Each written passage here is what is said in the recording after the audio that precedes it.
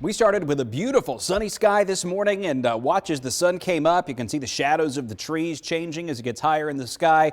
Also some change on the horizon. High thin clouds coming in from the southwest are often a sign of weather change for us. And by the way, you may have noticed that the sun is now setting after 5 o'clock.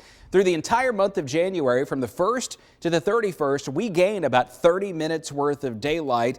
About half of that comes in the afternoon and early evening. The rest of it comes from earlier sunrises. Now, from First Warning Live Radar there in Tuscaloosa County, scanning around Alabama tonight, there's no rain to be found, but there are showers in Louisiana and Texas. Old rule of thumb, usually when you see something right here, it's about 7 or 8 hours away from getting into West Alabama. So Sumter County, Pickens County, this is probably going to be close to us by midnight, although I don't think it's going to be all that significant when it gets to it. So for most of us, before midnight, clouds are increasing. That's going to steady the temperature in the low 40s, and that's where I think we're going to hang through tomorrow morning. About a 30% chance of some showers early, a better chance of a chilly rain at times through the afternoon, but this is nothing like what came through back over the weekend. Look at this, 2:30 in the morning. Like I said, about 7 hours.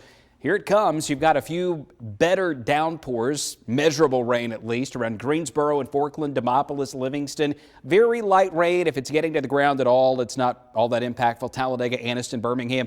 Temperatures way above freezing. You don't have to worry about that at all tonight. This is patchy light rain early tomorrow morning. May make it just kind of a nuisance driving around with some wet roads and may make it a little difficult at the bus stop. But even through the early afternoon, as showers increase from the northwest, there's just not that much cold air to turn this stuff over to snow. But by about 6:30 tomorrow, look at the colors changing. Up here in Tennessee, high top is down to 32. That's way up at elevation on Cumberland Mountain in northern Jackson County.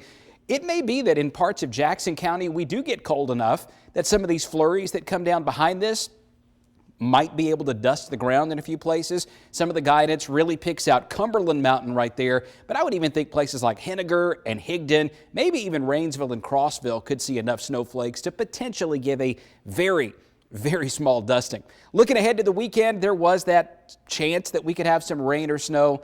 It does not look significant. We should see a few showers Saturday, the high about 45. Sunday looks blustery and cold with a high only in the low 40s. And there's the guidance that we have right now. Most of it just very light, if anything at all, over the weekend. We'll keep an eye on it just in case something changes, though. Next week, looking pretty cold, too. We'll be in the 40s for highs, 20s for lows. But the coldest day of all may end up being Thursday, the day after tomorrow. The high only 38. The wind chill all day, hovering in the 20s.